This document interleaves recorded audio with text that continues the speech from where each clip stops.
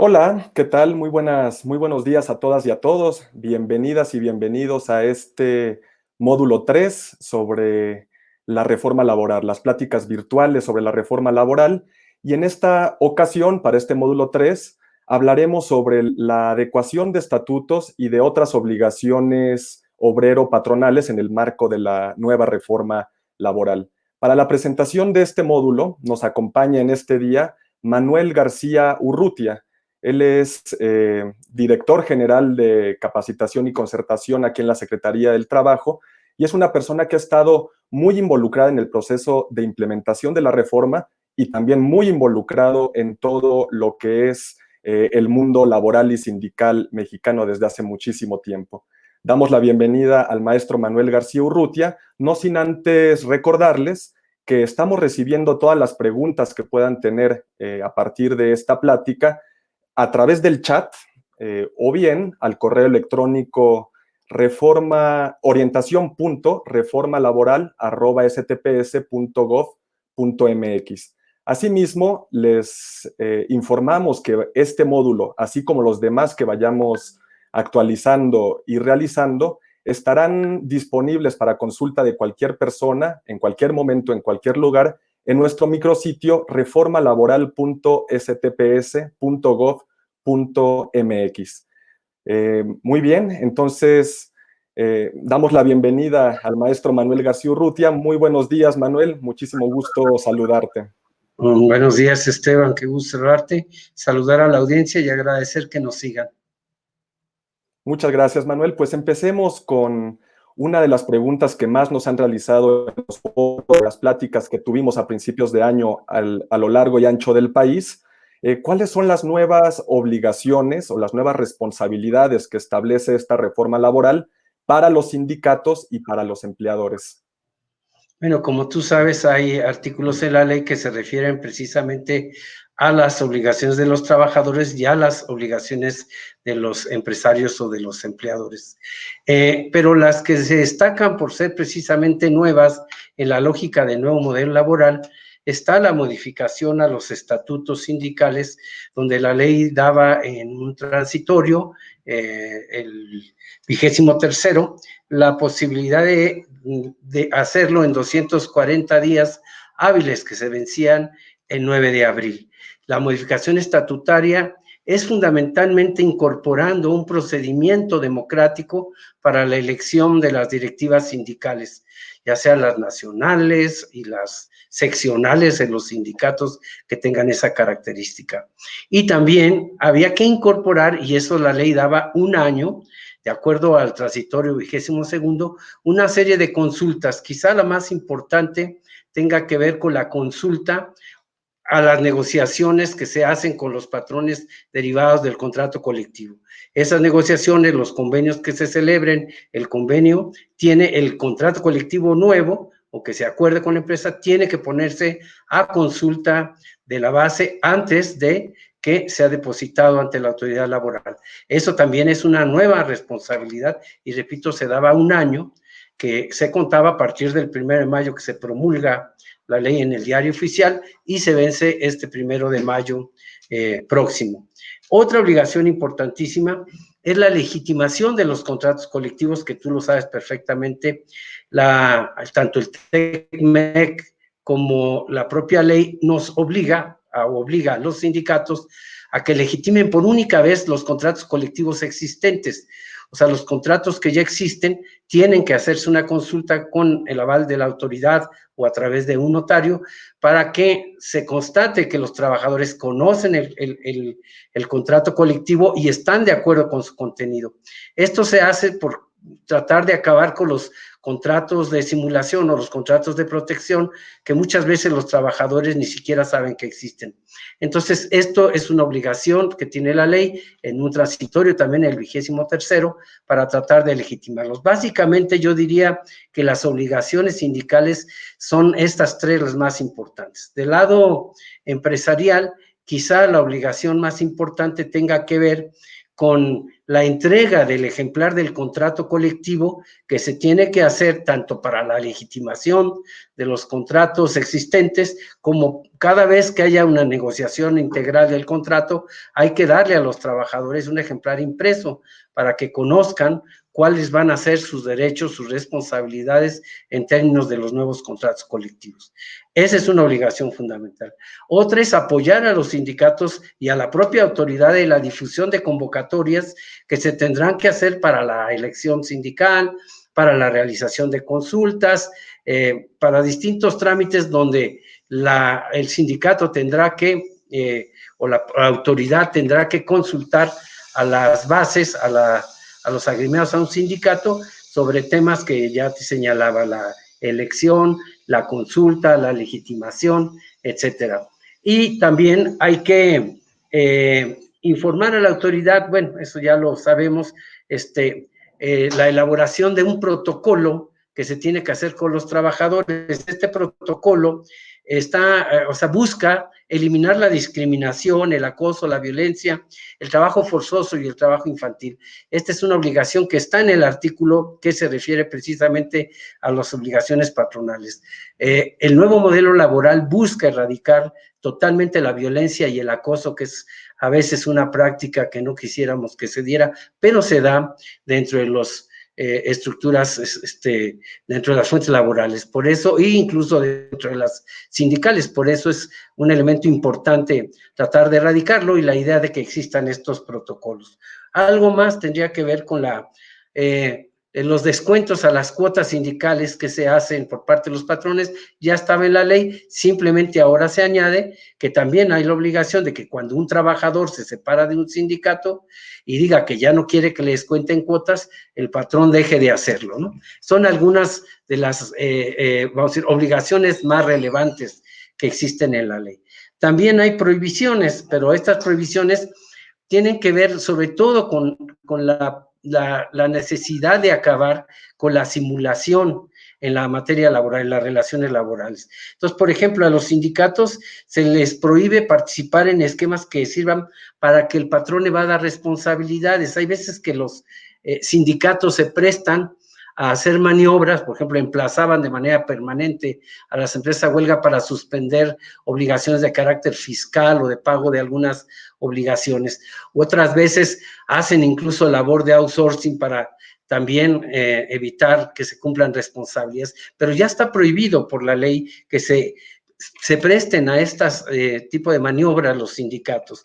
También a ejercer actos de violencia, como ya lo señalaba, contra las y los trabajadores, simular también consultas, ¿no? Hemos visto y ha sido a veces una práctica de algunos sindicatos, no de todos afortunadamente, ni de la mayoría, pero algunos simulan elecciones y simulan reuniones, asambleas para poder cumplir obligaciones legales, y esto es una práctica que también está prohibida, y eso a riesgo de perder el registro sindical por una práctica de este tipo. Obstaculizar la participación de los trabajadores y cometer actos de extorsión, que eso también era una práctica de algunos sindicatos que emplazaban a huelga con el simple propósito de extorsionar a las empresas como si fuera derecho de piso, como lo hacen muchos de los carteles del crimen organizado, pero aquí con toma de nota, y eso está prohibido. Y eso también se castiga con la pérdida del contrato colectivo. Eso es importante. Para la parte de los patrones, la obligación o la prohibición más importante, perdón, tiene que ver con la injerencia en la vida sindical, con la no injerencia. Tanto el convenio 98, el 87 de la Organización Internacional del Trabajo, y en la ley de manera muy explícita, señala que está prohibido meterse en la vida de los sindicatos, meterse para afiliarlos a un sindicato o hacer que se desafilien. En México hay patrones que estaban acostumbrados a poner el sindicato de su gusto, el que fuera de su agrado y no el que representara verdaderamente a los trabajadores. Ahora esto no podrá ser así porque los trabajadores tienen el derecho a escoger, a elegir, a organizar sus propios sindicatos sin la injerencia patronal. También cualquier acto de control o de injerencia en la vida del sindicato y al derecho de decidir de los trabajadores está prohibido también ya de manera muy concreta dentro de la propia Ley Federal del Trabajo. Muchas gracias, estimado Manuel. Pues tocaste temas muy importantes y muy interesantes sobre las nuevas obligaciones obrero-patronales. Y yo me quisiera detener en el tema específico de la adecuación de estatutos, que es uno de los que más surgen también por parte de los sectores, ¿no? Hay muchas dudas, sobre todo en lo que hace a las disposiciones específicas que por ley deben incorporar en sus estatutos a través de las asambleas, y también la cuestión de, bueno, ¿qué pasa si un sindicato no adecúa sus estatutos y vence el plazo que la ley establece para hacerlo? Entonces, esas serían las preguntas que yo te harían. Disposiciones específicas que deben incorporarse en los estatutos sindicales y consecuencias en caso de que vence el plazo para adecuar los estatutos y los sindicatos no lo hayan hecho. Ya, mira, es una pregunta que es de alguna manera la columna vertebral del tema de este día. Y algunos sindicatos, hay que decirlo, ya lo tienen establecido históricamente en sus contratos y así es como eligen a sus direcciones sindicales, pero una gran mayoría no, sobre todo algunos sindicatos que estaban acostumbrados a elegir a través de congresos o a sus dirigentes sindicales o que lo hacían de manera indirecta. El procedimiento es sencillo en realidad, está establecido en el artículo 371 de la Ley Federal del Trabajo. Lo primero que hay que hacer, y fíjate si no, y los que me escuchan o nos escuchan, podrán saber si en sus estatutos hay disposiciones de este tipo, es primero elaborar una convocatoria. La convocatoria, como sabemos, es una convocatoria que tiene que decir qué es lo que se va a celebrar, cuándo se va a celebrar, en qué lugar, qué cargos están en juego, cuáles son los requisitos, cómo se registra uno, las formas que se van a promocionar o hacer su propaganda a las planillas, cómo se va a votar, etcétera.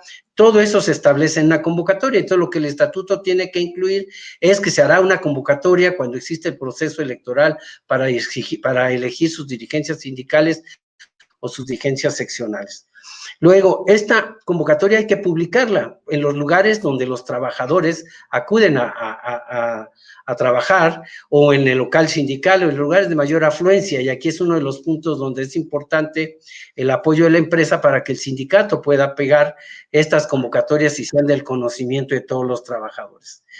Hay también la necesidad de crear una instancia colegiada, una comisión electoral que se encargue de llevar a cabo el procedimiento. Esta comisión electoral será la responsable de aplicar los señalamientos que dicen en la convocatoria y el propio procedimiento para que se pueda votar. Hay que integrar un padrón, esto es importantísimo, un padrón de las personas que van a poder votar, de los hombres, mujeres del sindicato que tienen derecho a voto.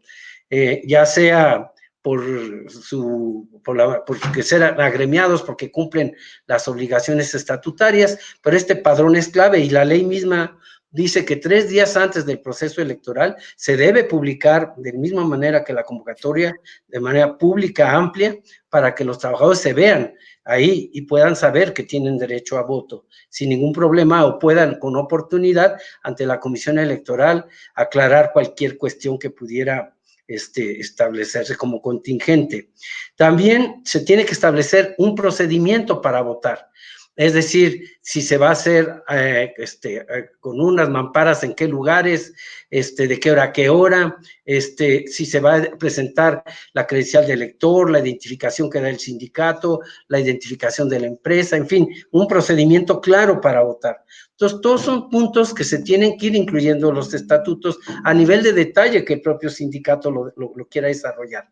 Los materiales para votar, principalmente las actas que se van a usar para ir desahogando todo el proceso electoral, en la jornada electoral, la parte que tiene que ver con las boletas, que deberán incluir, pues, cuáles son las planillas, qué centro de trabajo se refiere, el nombre de los candidatos, o su denominación, si es planilla roja, planilla azul, pero establecer claramente para que la gente pueda emitir su voto de manera clara, si va a haber urnas, si mamparas, cómo se van a ubicar, en fin, todo el material que se va a utilizar para el proceso electoral, incluso en la propia, el 371 de la ley, se establece que las boletas atrás lo firme dos representantes de la Comisión Electoral para que esas boletas no puedan ser sustituidas, y darle más garantía al proceso electoral.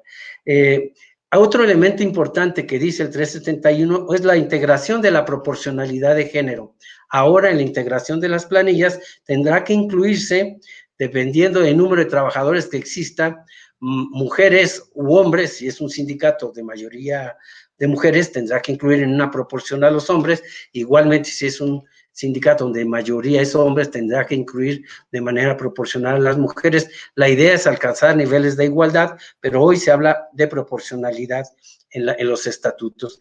Hay tres cosas adicionales que, ya que van a reformarse los estatutos, yo sugeriría que se quedaran de manera también clara. La reforma, entonces, es un procedimiento electoral que incluyan estos elementos que dije. Pero lo otro es, por ejemplo, que hay una nueva disposición en el artículo 373 de la Ley Federal de Trabajo sobre la necesidad de informar por escrito sobre el manejo patrimonial del sindicato. Ya la ley establecía que cada 6 meses, por lo menos, los sindicatos debieran informar a sus bases, a sus agremiados, del manejo de las cuotas sindicales. Pero ahora es mucho más preciso y más claro el artículo, porque obliga a que se haga por escrito y que se notifique a la autoridad 10 días posteriores a la asamblea que se haya realizado para informar, ya sea vía electrónica o a través del acta de la asamblea.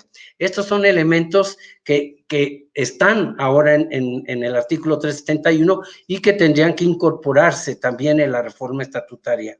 Algo más que yo sugeriría incluir tiene que ver con las consultas.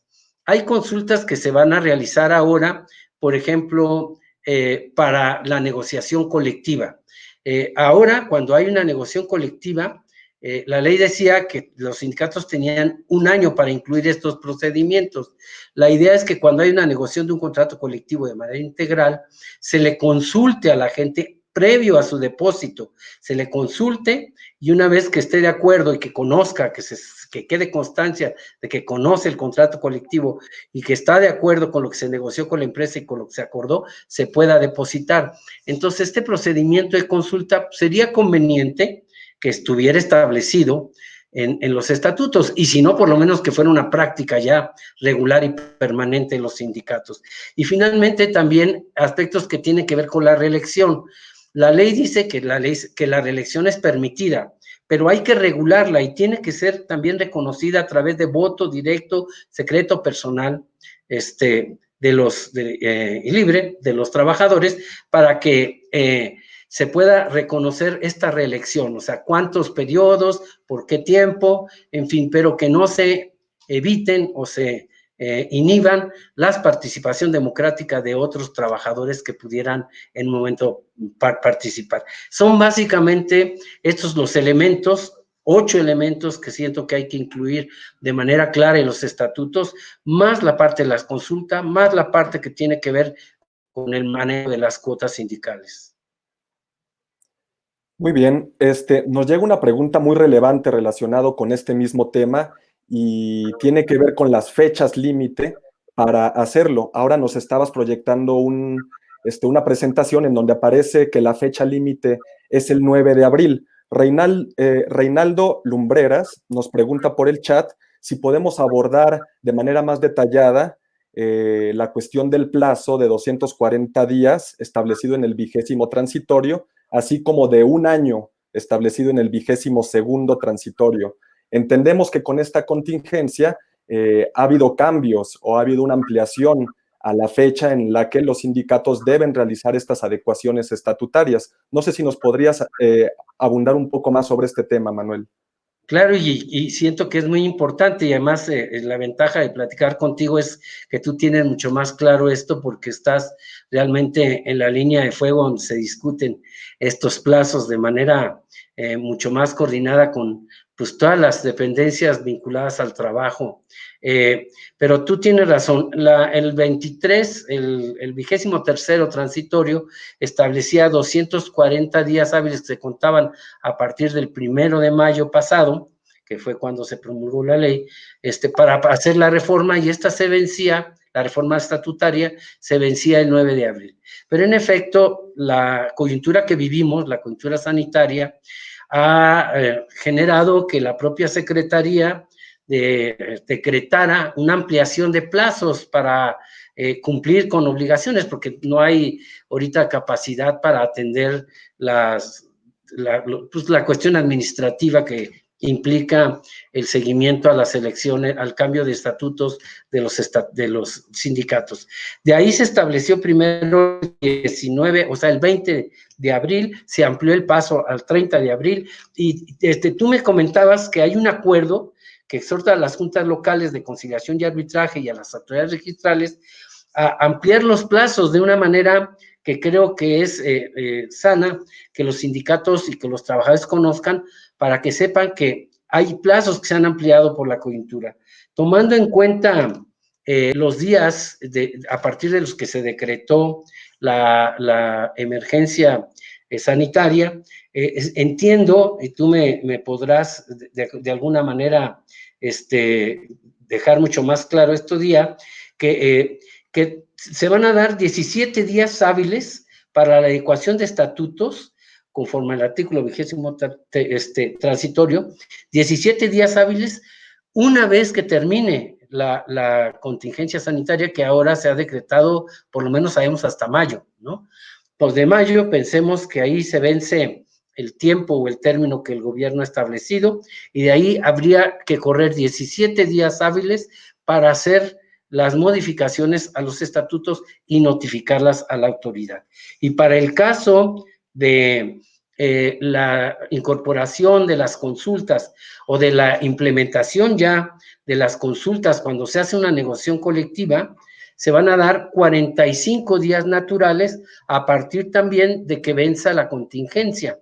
Si pensemos que fuera el 30 de mayo, de ahí correrían 45 días para que a partir de ahí los sindicatos que realicen negociaciones colectivas de manera integral, o sea, de su contrato colectivo de manera integral, van a tener que hacer consultas de manera previa para que a la hora que quieran llevar a depositar su contrato ya se haya consultado a los trabajadores, hayan conocido el nuevo contrato colectivo y estén de acuerdo con él. Y de esto tendrá que darse aviso a la autoridad, como dice el 371 y el 390 ter, ¿no? Es el artículo que habla de las consultas de manera mucho más claro. Entonces, estos plazos son importantes, entender que están ahorita en un impasse porque se han suspendido temporalmente, pero que tendrán su aplicación. Repito, 15 días hábiles una vez que se termine la emergencia sanitaria decretada por el propio gobierno, y 17 días hábiles, perdón, para los contratos, y 45 días naturales para el caso de la instrumentación de la consulta para las nuevas negociaciones de contrato colectivo. Es correcto, Manuel, y como muy bien señalaste, el viernes pasado el Consejo de Coordinación para la Implementación de la Reforma Laboral tuvo su segunda sesión ordinaria de este año, lo tuvo por videoconferencia, y en efecto, una de las preocupaciones, no solamente de varios sindicatos, sino también de autoridades de trabajo, era cuándo vencía este plazo, tanto de 240 días hábiles como de un año calendario, ¿no?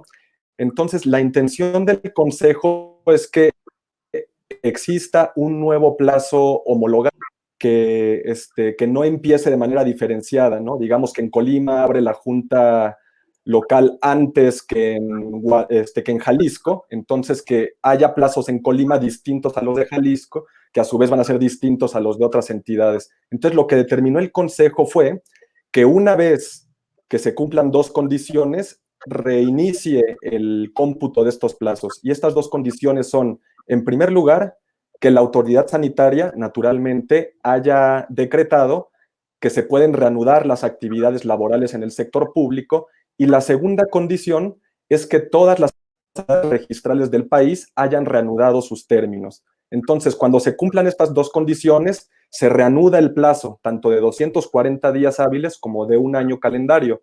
Y en efecto, como señalaste, el 18 de marzo, la mayor parte de las juntas locales, así como el Poder Judicial de la Federación, entre otras autoridades, decretaron la suspensión de términos. Entonces, este 18 de marzo pasado, también se suspendieron los términos para adecuar estatutos.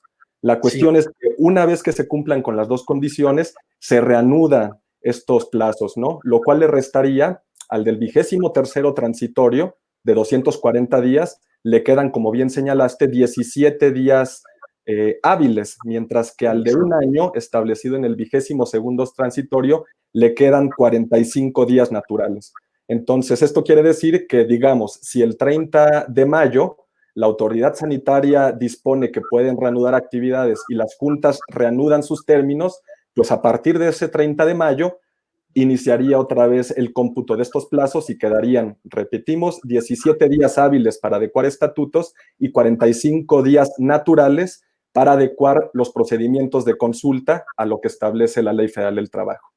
Sí, y creo que nada más habría que completarlo porque se me hace muy importante, es que una vez vencidos estos términos,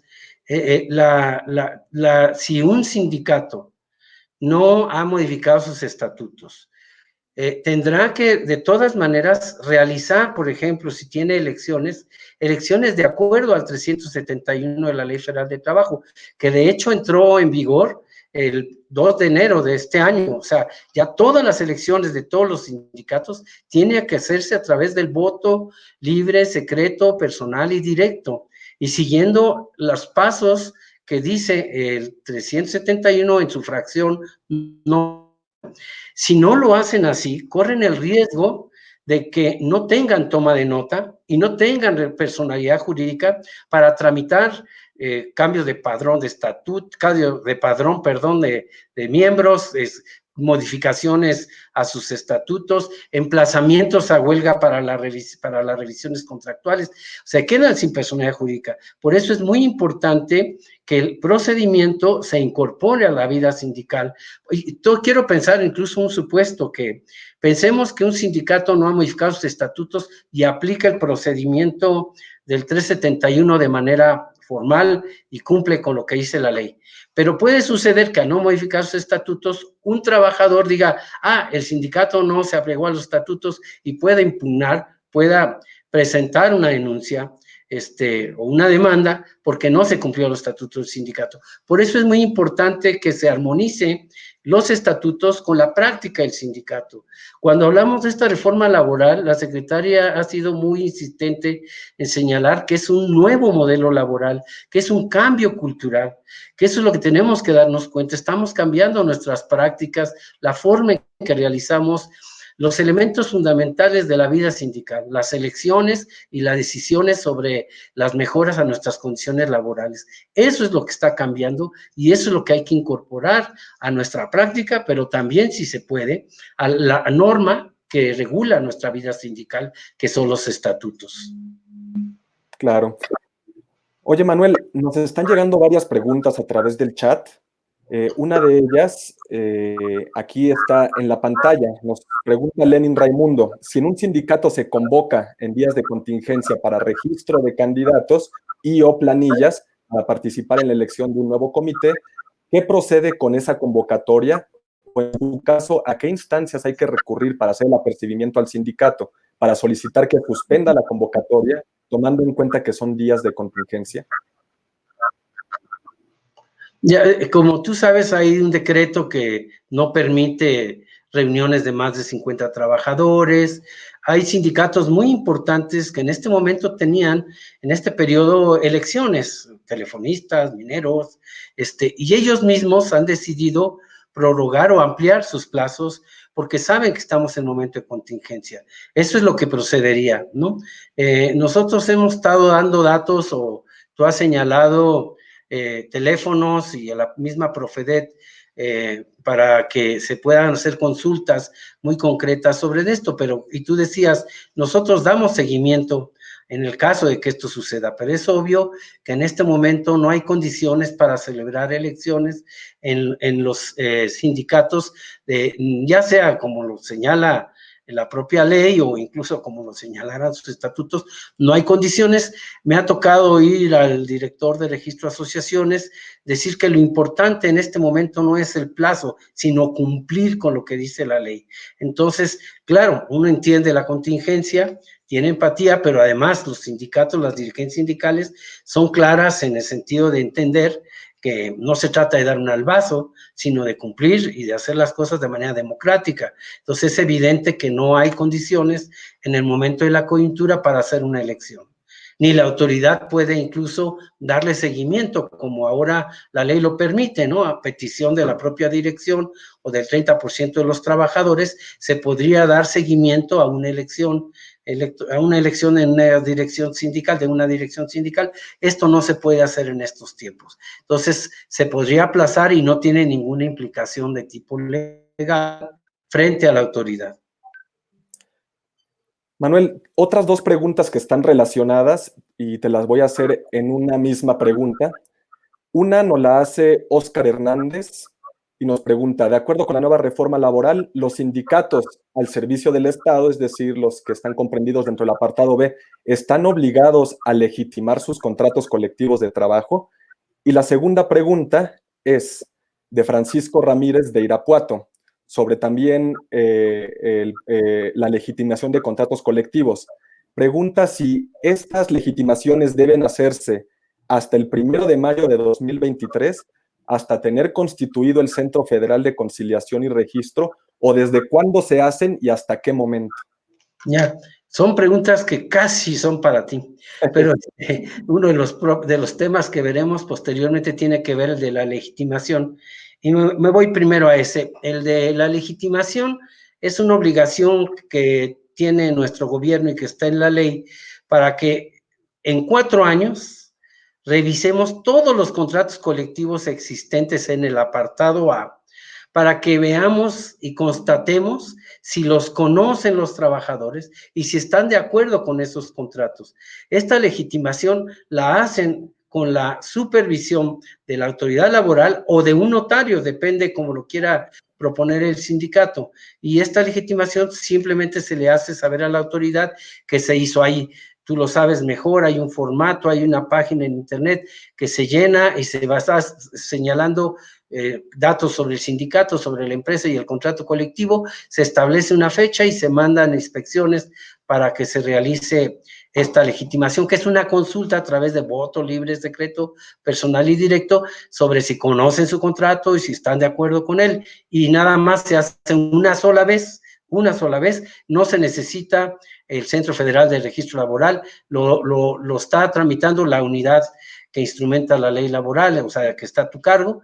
Ahí es donde se hace prácticamente el trámite y se acuerda cómo darle seguimiento a la consulta para la legitimación. Y no, los contratos, bueno, condiciones generales de trabajo se llaman el apartado B, no son contratos colectivos de trabajo, no están sujetos a legitimación.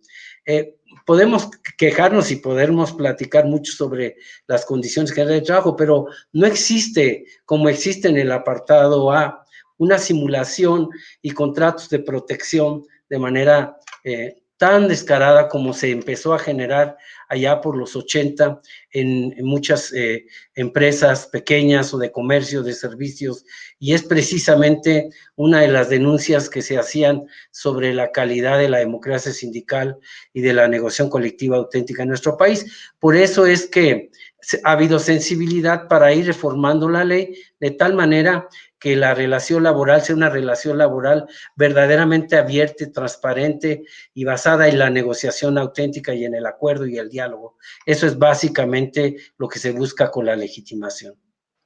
Estupendo. Entonces, entendemos que de los sindicatos de trabajadores al servicio del Estado no están sujetos al régimen de la legitimación. Ellos no deben legitimar sus contratos, solamente empresas, sindicatos que pertenecen al apartado A del artículo 123.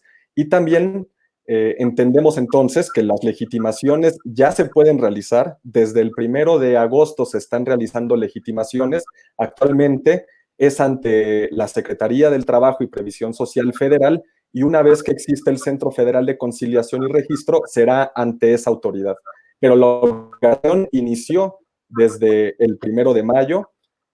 Ya en el 1 de agosto existe el protocolo de legitimación, existe el micrositio o la plataforma electrónica para legitimar. Entonces los sindicatos ya lo pueden hacer ante la Secretaría y después ante el centro, y tienen hasta el 1 de mayo de 2023 para realizar esta legitimación. Y si no legitiman su contrato hasta que llegue esa fecha, entonces el contrato colectivo dejará de existir. Por Así es, Gaby. por Así. último, perdón. Y estamos adelantando parte de tu exposición porque en efecto de eso se trata, de invitar a los sindicatos, a los trabajadores a que legitimen lo más pronto posible sus contratos colectivos y no se esperen hasta 2023 para hacerlo, porque ahorita tenemos perfecto tiempo y la estructura, los recursos necesarios para poder supervisar o vigilar que esta legitimación se haga conforme al protocolo que ha señalado. Perfecto. Y ya por último, Manuel, nos llegan varias preguntas.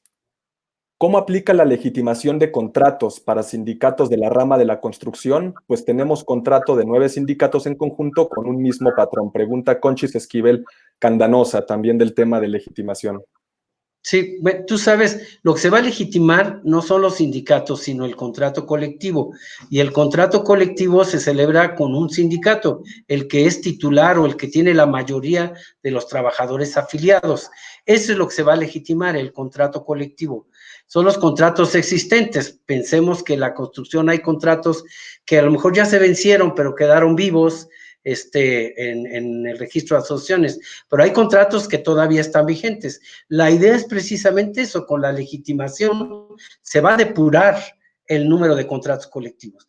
Hay datos muy diversos sobre cuántos contratos colectivos hay en el país y se habla entre 80 y 85% de esos contratos que son de protección, que son de mentiras, que ni siquiera los trabajadores saben que existen. Muchos de ellos quizá se celebraron en un momento dado, nunca se dieron de baja, terminaron y ahí están.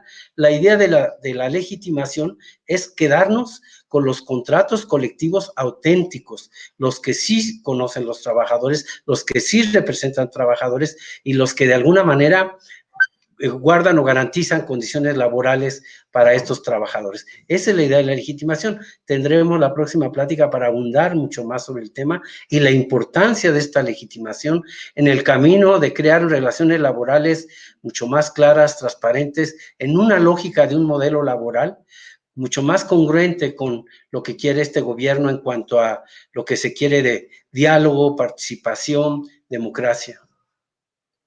Y ya por último, Manuel, tenemos tiempo para una última pregunta. Esta nos la han hecho ya varias personas y tiene que ver con los alcances del término de injerencia o intervención. Como sabes, los patrones tienen la obligación dentro de la nueva Ley Federal del Trabajo, incluso por convenios internacionales, de no intervenir en los asuntos del sindicato. Sin embargo, la ley también señala que los patrones o las empresas deben dar las facilidades necesarias a los sindicatos y a los trabajadores para que celebren consultas. ¿Cuáles son los límites entre la colaboración que debe existir entre un sindicato con una empresa para actividades específicas y la injerencia, que es una prohibición establecida en la ley y en los convenios internacionales de la OIT? Mira, la pregunta es muy pertinente en este sentido, porque no solo se trata de evitar la injerencia de los patrones en la vida interna de los sindicatos. Yo decía al principio que había como una práctica muy viciada en nuestras relaciones laborales, donde normalmente el patrón era el que elegía el sindicato a modo el que le convenía para controlar a los trabajadores. Es evidente que eso no se trata. Un sindicato no es un patrimonio de un líder, no es un negocio familiar, es sobre todo la organización de los trabajadores para la defensa de sus intereses. Y los patrones tienen que respetar, cuando los trabajadores se organizan y forman un sindicato, tiene que respetar al sindicato y lo que tiene que hacer es negociar con ellos, celebrar contratos colectivos y tener un diálogo permanente para que a través del diálogo, de la transparencia, de la claridad, se genere la corresponsabilidad. Tener habilitada una fuente laboral en condiciones de fortaleza, de viabilidad, es responsabilidad de los trabajadores, pero también de los patrones. Pero esta no injerencia también incluye al gobierno. El gobierno no tiene que meterse en la vida de los sindicatos. La obligación del gobierno y de la autoridad laboral en concreto es cumplir y hacer cumplir la ley. Esa es nuestra obligación. Esa es nuestra responsabilidad y compromiso. No tenemos que meternos en la autonomía de los sindicatos, salvo aquellas disposiciones de la ley que se habían ocupado durante mucho tiempo para, con el discurso de la autonomía, evitar que se cumplieran responsabilidades que las dirigencias sindicales tenían que hacer. Tenemos que hacer cumplir la ley y cumplirla nosotros, sin meternos en la vida sindical. Y también hay sindicatos que tienden a meterse en la vida de otros sindicatos. Entonces, la no injerencia lleva esos elementos, no injerencia el patrón, no injerencia el gobierno, ni injerencia de otros sindicatos que se quieren meter a la vida de otros sindicatos. Esto se me hace importante. Ahora, es muy diferente lo que tú señalabas de la colaboración, y más que colaboración, porque hay que reconocer que a veces hay intereses diferentes entre los trabajadores y los empleadores, pero esos intereses tienen una cosa en común, se dan en una fuente laboral, en un centro de trabajo, y la responsabilidad de ambas partes es que esa fuente de trabajo se siga sosteniendo, que sea viable, más en estas coyunturas, para que los trabajadores puedan mantener su empleo y en condiciones que permitan ir mejorando las condiciones laborales y de vida, y por otro lado los empresarios que tienen derecho a partir de su esfuerzo, de su inversión, a mantener una ganancia legítima, real, que sea producto precisamente de un beneficio compartido entre trabajadores y patrones. Esto es básicamente lo que se busca en el proceso o en el nuevo modelo laboral, que esta colaboración se traduzca en diálogo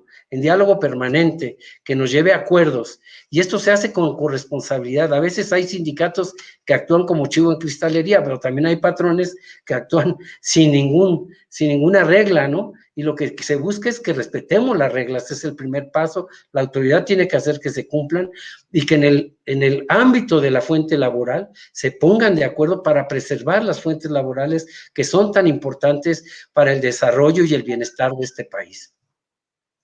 Muchísimas gracias, Manuel, por la respuesta, por la claridad de tu exposición, y pues por lo pronto sería todo por hoy, por este módulo. Te agradecemos nuevamente la claridad de tu exposición. Muchas gracias, Esteban, y gracias a nuestra audiencia. Y también agradecerle a la audiencia, los que estuvieron conectados en vivo, por todas las preguntas que nos realizaron. Les recordamos que pueden seguir haciéndonos las preguntas que ustedes deseen a través del orientación.reformalaboral@stps.gov.mx. Ahí seguiremos recibiendo todas las preguntas, las dudas o las observaciones que puedan tener sobre este módulo en específico, y también les invitamos a acompañarnos al siguiente módulo, el módulo 4, relativo a la legitimación de contratos colectivos de trabajo. Será el próximo lunes 27 a las 11 de la mañana por el mismo canal. Muchísimas gracias por acompañarnos. Nos vemos la siguiente semana. Hasta luego.